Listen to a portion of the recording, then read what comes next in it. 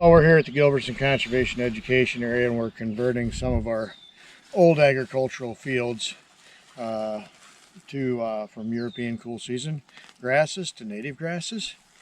This is a typical old agricultural field in the state of Iowa, typically planted to brome grass, which is okay, but doesn't give you a lot of deep-rooted issues or deep-rooted advantageous for water quality, wildlife, and very limited in that particular situation. So what we're trying to do is convert it from European grasses to your native grasses. So the process of that is actually, the planning starts about 1.5 years beforehand to do it properly.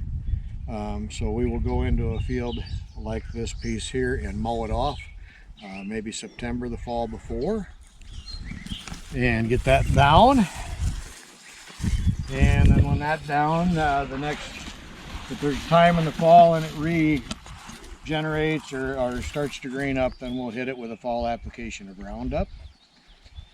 And in this particular case, it's been in brome grass for decades, so we're going to let that green up.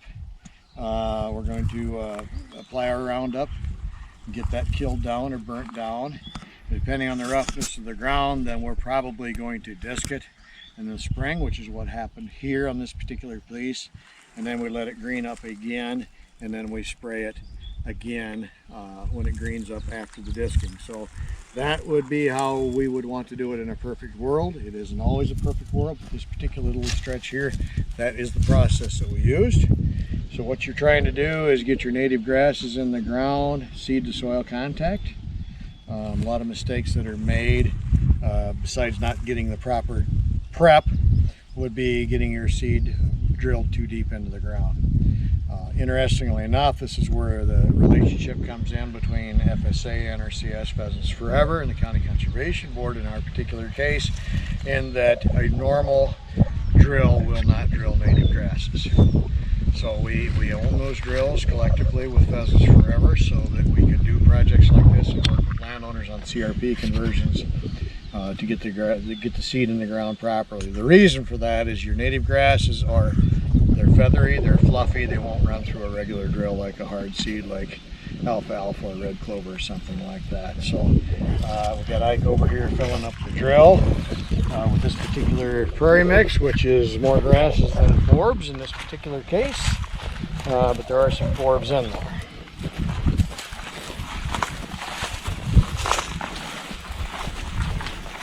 This is the Truax Flex 2 drill. Great Plains makes drills, other companies do, and then Truax is what we particularly have had all our years.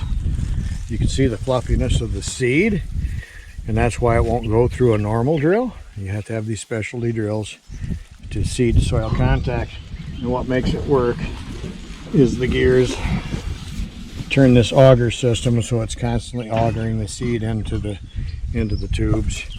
And this is a no-till drill, so we can go into sod with that. So these are the no-till coulters. That'll cut your trench. The seed drops through the augers, through these tubes, into the openers in the ground, and there's backer wheels behind them. Biggest mistake that's made with native grasses is getting it too deep. So when you get through drilling, you should see, say, 30 to 50% of your seed on the surface of the ground. And Mother Nature will and those little feathers actually grab the soil and they make their way down in. So that's what we're doing in this particular case, and we'll see how it turns out.